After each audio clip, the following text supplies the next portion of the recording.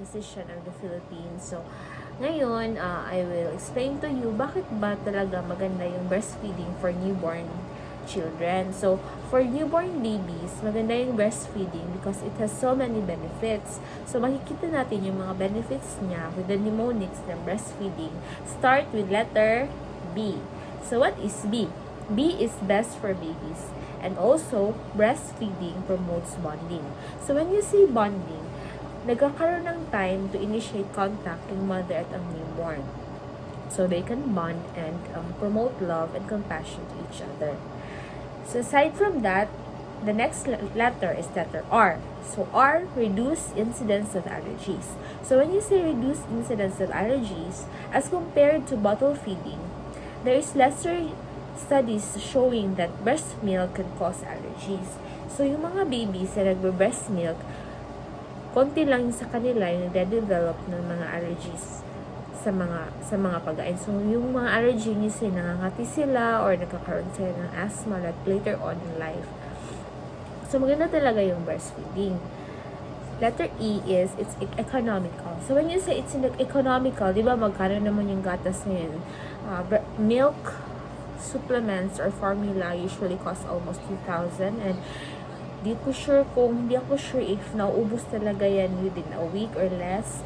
So in a month you can really spend a lot in buying formula milk. So yung breast milk is yun, easily available lang siya, at saka mas mura, hindi ka gagastos ng pambili ng gatas.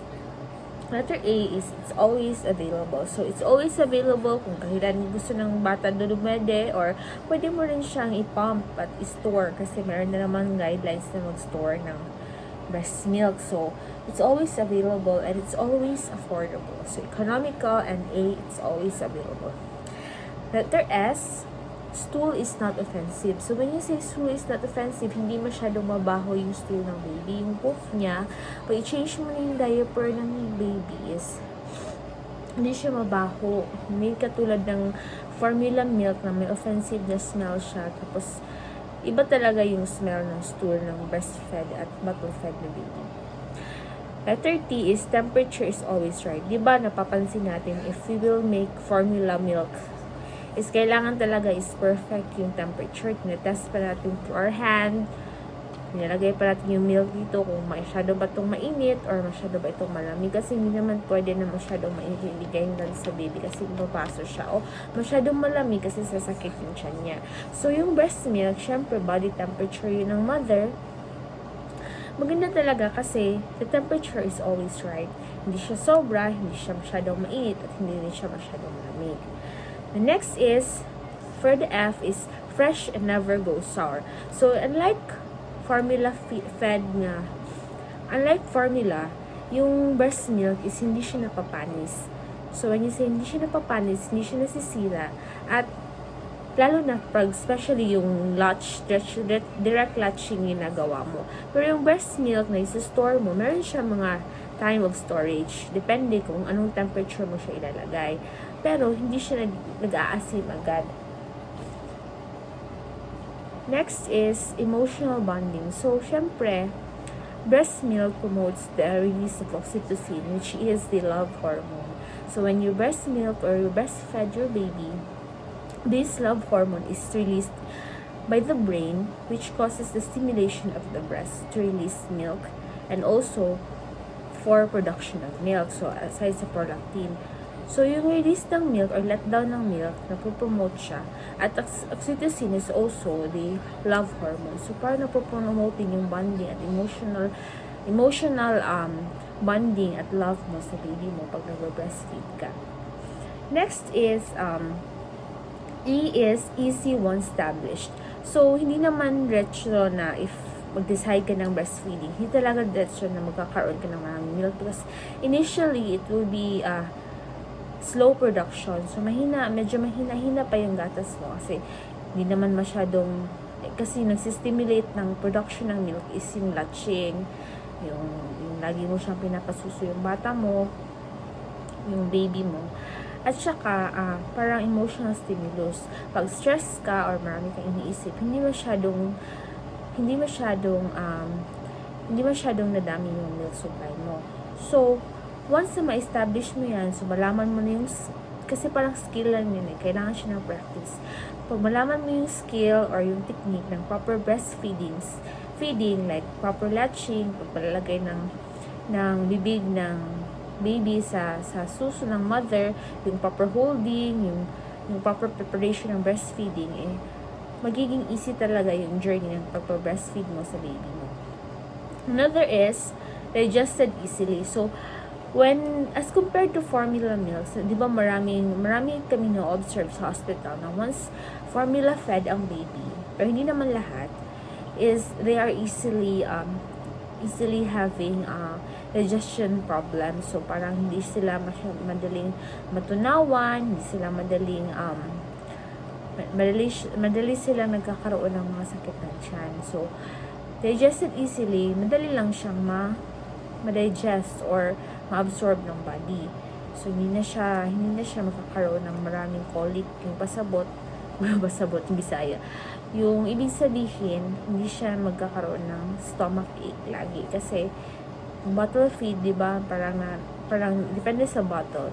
Kasi, kung yung bottle feed, may chances talaga na maka-drink ng air yung baby. Thus, nagkakos siya ng colic or sakit ng tiyan.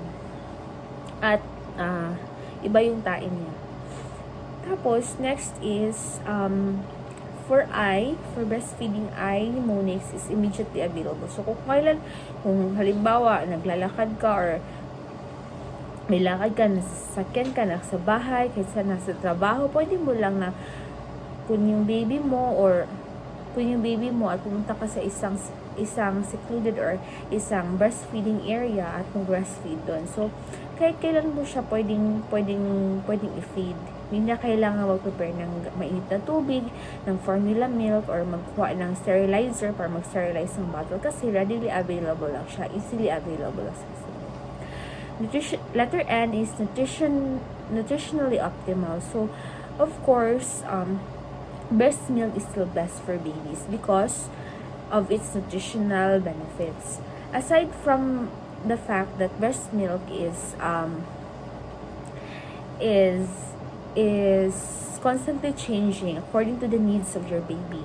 So, example, during the first flow of breast milk, it contains colostrum, which is a very important fluid containing antibodies, which helps your baby fight off or ward off infection in the first days of life. And then eventually, this contents will change according to the needs of the baby. So, as he grows up, mag-change siya, magiging more protein siya, more fatty siya, or more, kung dehydrated yung baby, more increase ang water. Depende sa needs ng baby according to the age also. So, ilang taon mo na siya or ilang buwan mo na siyang breastfeed. So, kaya best talaga for baby, especially during the first few days of life. Kasi nandun pa yung mga antibodies galing sa'yo which will help your baby ward off infection. So, another is letter G is gastroenteritis greatly reduced. So, those babies who are breastfed have lesser chances of having loose stools or diarrhea or yung vomiting caused by bacteria. Kasi, syempre, your preparation of breast milk only needs the breast to be properly cleaned with mild soap and water, then you wash it. Unlike your sterilizations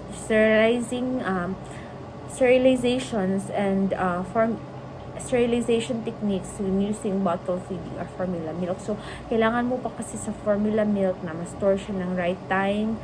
Tapos, kailangan mo pang mag-change ng bottles, kailangan mo pang ipa-dry siya, ganun.